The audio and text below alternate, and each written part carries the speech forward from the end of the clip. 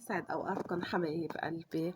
اليوم بدي أعمل كتير شغلات بالفيديو. أول شي ركبت الذرة وحطيت البطيخة هيك سبحان الله خلقها مثل الدم بالبراد.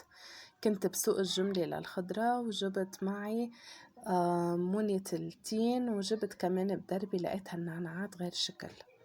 أنا النعنع ما بشتريه من برا لأنه أكيد ميبس مش معروف شو هو، شو الطريقة اللي منشف فيها، شو الطريقة المفروض فيها. أكيد كل شي بالبيت أطيب وأضمن وأنظف، فأنا بجيب الكمية اللي بدي إياها وبنقيها على ايدي. بنتي هون شايفة على النت طريقة وبالفعل زبطت، بس انه انا ما إلي خلق انه ضلني كمية كبيرة اقعد اعمل كل وحدة بوحديتها هيك. ما اخدوا معي 10 دقايق كانوا خلصين.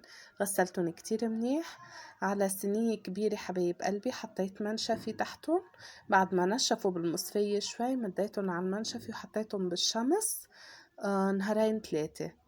منشفي من تحتن ومنشفي من فوقن وحطيتهم بالشمس نهارين 3. بعد 3 أيام كانوا يبسوا على الآخر. بجيب مصفية صغيرة، مش المصفية صغيرة، لا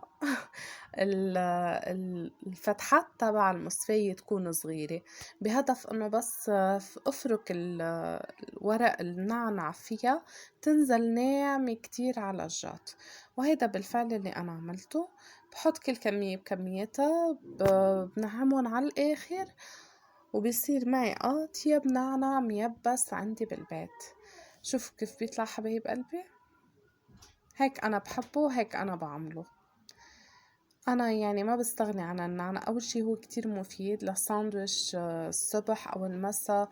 لولادكن لإلكن ولا أطيب من النعناع اليابس على ساندويش من اللبنة هيك ورشة نعناع يابس غير شكل بتطلع.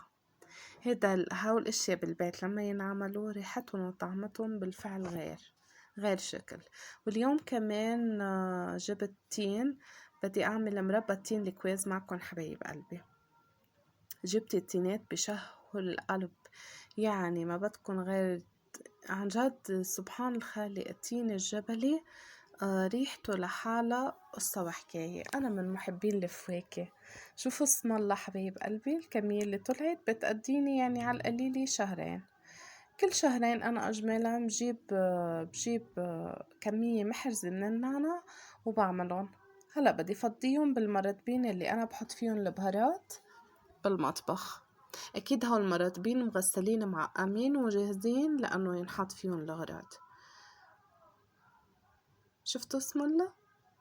يعني طلعلي 2 من هيدا المرتبين، مرتبين بيقدرني شهرين بكل رياحة حبايب قلبي. بالنهاية بتعرفوا انتو شو عم تاكلوا وشو عم بتطعموا ولادكم.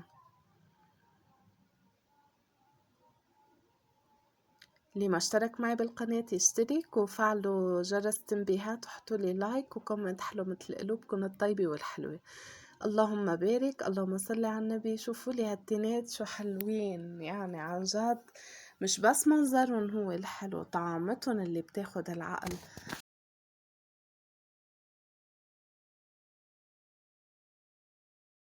النبي حطيتهم دغري ونقعتهم بالسكر حبايب قلبي. نقعتهم بالسكر قيمة شي 3 ساعات وركبتهم على النار. هلأ للتين، كل كيلو تين أنا بحطله نص كيلو من السكر. والماي كل كيلو تين بده لتر من الماي.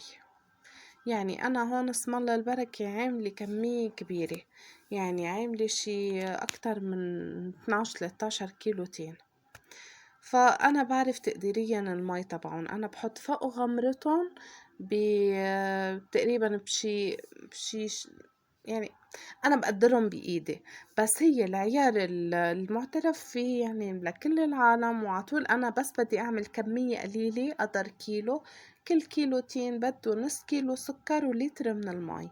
هي تين الكويز، تين الممروت ما منضيفله مي أبدا. هون حبايب قلبي حطيته وركبته على النار، ما بده شي ابدا ولا اسهل من هيك. بس تبلش تطلع الرغوة البيضة نتخلص منها بحيلا ملعقة عنا، لانه هي ممكن انها تنزع التين، فانه نتخلص منها احسن بكتير. بياخدوا شوية وقت من الساعة للساعتين وبيكونوا جاهزين. شوفوا اسم الله هون كان جاهز المربى عندي، بس يغلي بضيفله ملعقة صغيرة من حامض الليمون. واكيد المعطرات اللي انتوا بتحبوها اللهم صل على النبي فيكم تحطوها، مثل المسكي مثل العطرة. انا هون حطيت مسكي وعطرة بس الكاميرا ما جابتهم. شوفوا لي هاللون الذهبي المميز.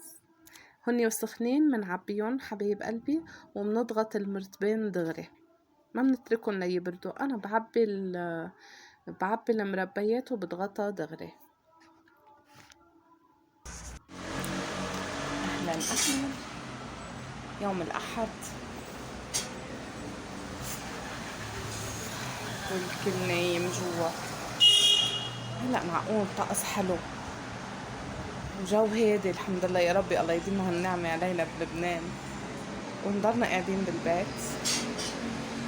عم تزبط. هيدي احلى مرجوحة قاعدة عليها وما حدا عم بيحس انه صار لازم الواحد يقوم يكسر له كسور. احسن شي بينعمل انه فوت حركش فيهم تشوف تزبط معي ولا لا. انه تمام وزبطت معنا وفاء ودغري الحمد لله. وقمنا رحنا كفينا الكستورة صوب الجبل وهالمناظر الخضار البيت عقت عن جد. عن جد الكزدورة يعني بس بهالطريق والخضار بترد الروح. يعني اشتغلنا بالبيت وضبضبنا وعملنا منتزين من التين ومولنا كمان من النعنع اليابس وعملنا لهم اللي مستحليين وتغدينا وقعدنا بعد العصرونية. قلتلو خلص بدها مشوار، شو في أحلى من هالمشوار عهالطريق. غنية من اللي بحبها قلبكم واقعدوا بس تفرجوا عن المناظر الطبيعية. سبحانك يا ربي. انا لهون حبايب قلبي خلص الفيديو معي. بتمنى انكم تحطوا لي لايك وبشوفكم فيديو